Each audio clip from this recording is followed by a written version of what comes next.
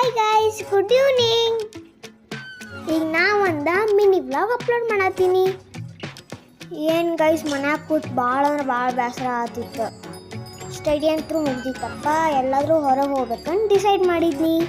Patna daddy ಕಾಲ್ ಮಾಡಿದೆ. ಪಟ್ಟನ್ ಕರ್ಕೊಂಡು ಹೋಗ್ತಾರ ನನಗೆ.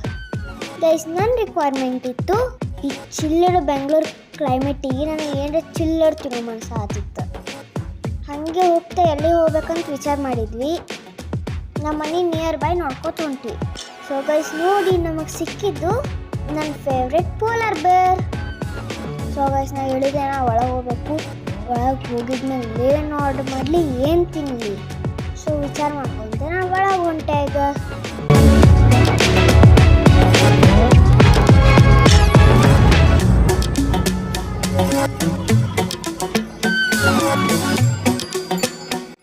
ಸೊ ಗೈಸ್, ಇದೈತಿ ನಾ ಅವ್ರಂಗೆ ಹತ್ರ ಪೋಲಾರ್ ಬೇರು.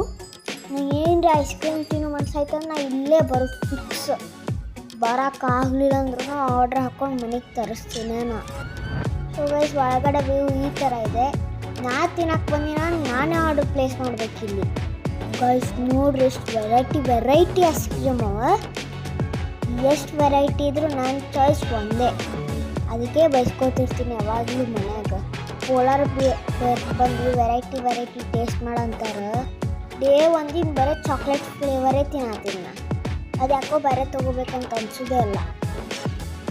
ನೋಡ್ರಿ ಗೈಸ್, ಎಷ್ಟು ವೆರೈಟಿ ಐಸ್ ಕ್ರೀಮ್ ಬಿಸ್ಕೆಟ್ ಹಾಕ್ಯಾರು. So guys, finally order place ಆಯಿತು. ಸೊ ಅದು ಬರುವವರೆಗೆ ಸ್ವಲ್ಪ ವೇಟಿಂಗ್ ಮಾಡೋಣ ಇಲ್ಲಿ.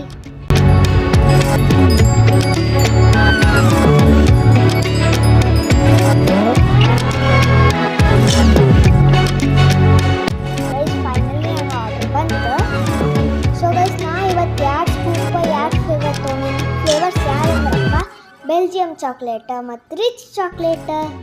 ಅದ್ರಾಗೂ ಚಾಕ್ಲೇಟ್ ಅವ ಗೈಸ್.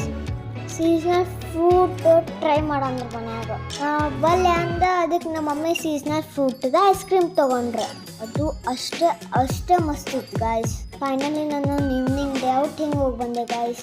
ನಾ ಅವಾಗ ಹೋಗ್ತಿರ್ತೀನಿ, ಹಾಗೆ ನನ್ನ ಮಿನಿ ಬ್ಲಾಗ್ ಅಪ್ಲೋಡ್ ಮಾಡ್ತಿರ್ತೀನಿ. Take care guys, see you, bye.